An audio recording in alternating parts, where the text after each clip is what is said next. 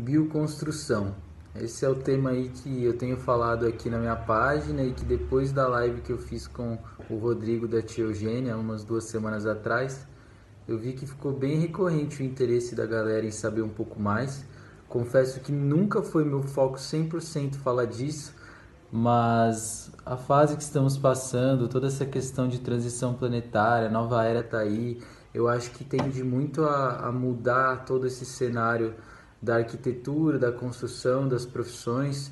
Então eu acho bem legal a gente falar sobre um tema que remete tanto à nossa ancestralidade, à nossa natureza, nós como ser humano, né? Porque a bioconstrução vai trazer tudo isso de volta.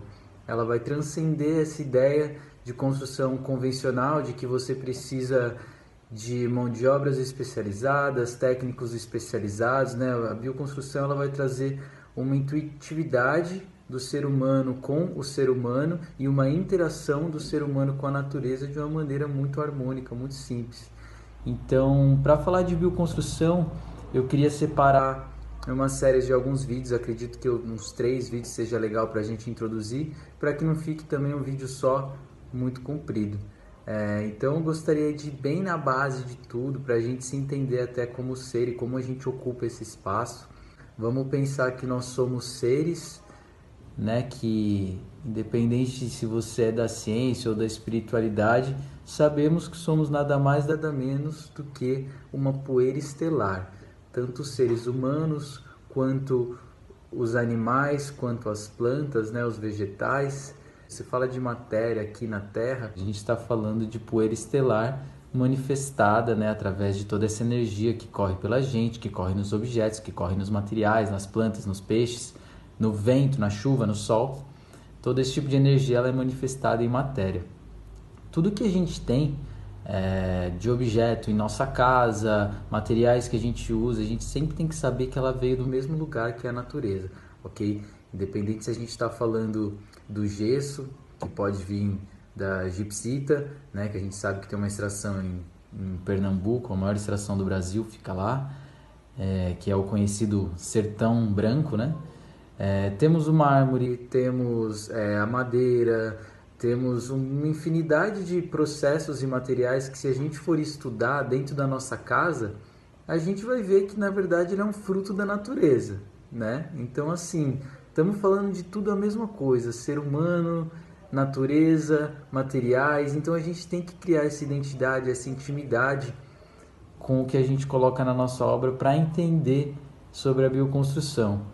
Um segundo ponto que eu acho interessante é a gente falar sobre a nossa ancestralidade de uma forma geral.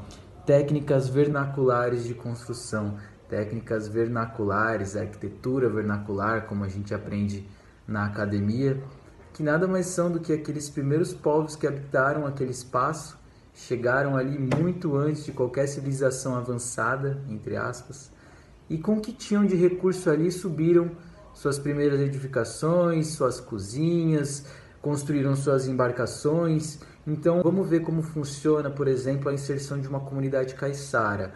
Em algum momento alguém chegou naquela ilha, naquela praia. Vou falar até um exemplo aqui de São Paulo para a gente ficar bem próximo.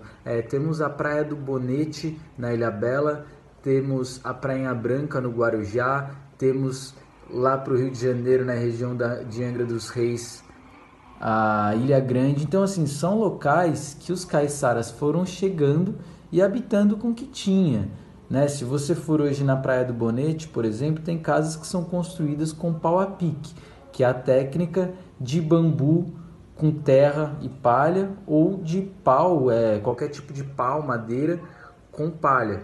Então vamos entender esse contexto: uma comunidade que estava externo àquele local, se inseriu naquele local, e com aquele local, o que ele fornecia, tanto de alimento, de madeiras, de palha, de areia, tudo que ele fornecia de material, aquela comunidade se apropriou de tudo aquilo e conseguiu erguer as suas primeiras edificações e se estabelecer como comunidade.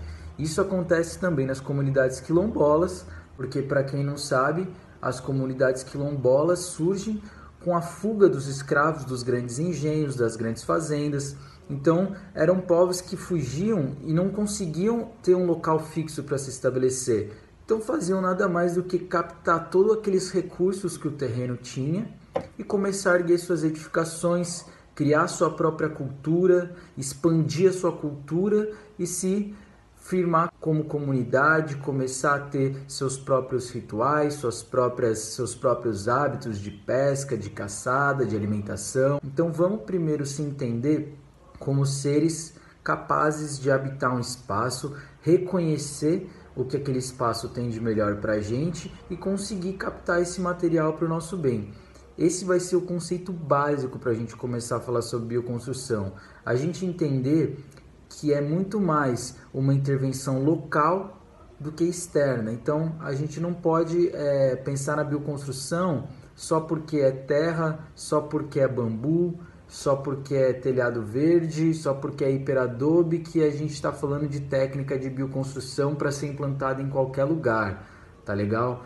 Se eu tenho um material em abundância, uma cidade que está a 200 quilômetros da minha obra, por mais que seja bambu, por mais que seja terra, você vai estar cometendo um ato de construção ecológica, porque você vai estar usando materiais biodegradáveis, legal, isso é muito show, mas a gente não pode confundir um pouco as coisas, ok? A gente não pode achar também que está super legal a gente transportar, gastar combustível, emitir CO2 para a atmosfera só para buscar o material porque eu quero trazer uma técnica de bioconstrução, uma técnica um pouco mais tradicional para dentro do meu apartamento, para dentro da minha casa. Então vamos entender esse contexto do ser humano se apropriando do espaço, o ser humano chegando, reconhecendo o que tem em volta e conseguindo, a partir dali, erguer as suas comunidades.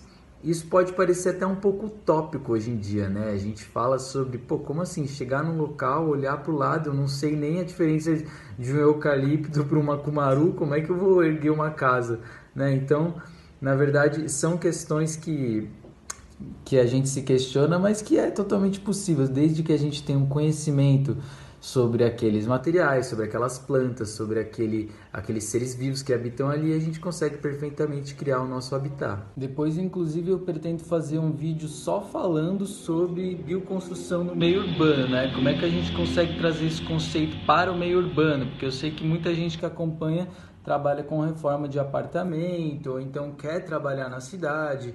Então a gente vai falar também sobre essa questão de como trazer o conceito da bioconstrução para sua obra convencional dentro dos centros urbanos. Bom, então continuando essa ideia do ser humano intervindo no espaço, chegando em um espaço que não era habitado até então, vamos começar a separar o nosso país primeiro por zonas bioclimáticas, né?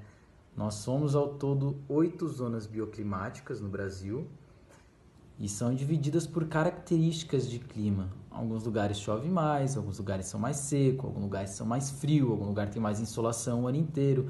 Então, entender também o contexto de tempo e espaço que a gente está inserido. Para esse vídeo não ficar muito longo, como a gente está numa parte introdutória, eu vou deixar aqui, sugestão de leitura. Esse livro, Manual do Arquiteto Descalço, muita gente já conhece esse livro, famosíssimo, extremo conteúdo para quem quer introduzir na bioconstrução. Ele tem uma linguagem muito didática e o principal dele, que eu acho que é essencial para a gente começar a trabalhar com construção, é isso aqui: entender sobre o contexto que a gente está inserido, ou seja, que zona temperada, né, trópico seco, como que é o espaço que a gente está habitando, como que é o clima nesse espaço. Porque a gente pode observar que no caso do bambu, tem bambu e abundância em um espaço tropical? Tem. Talvez se eu for para o cerrado eu encontre bambu? Encontre. Mas talvez não tão abundante quanto eu encontro numa zona tropical. Então, assim, é esse contexto que esse livro, eu acho que ele mostra bastante como a gente utilizar algumas técnicas para cada zona bioclimática, né, para cada contexto de espaço e tempo.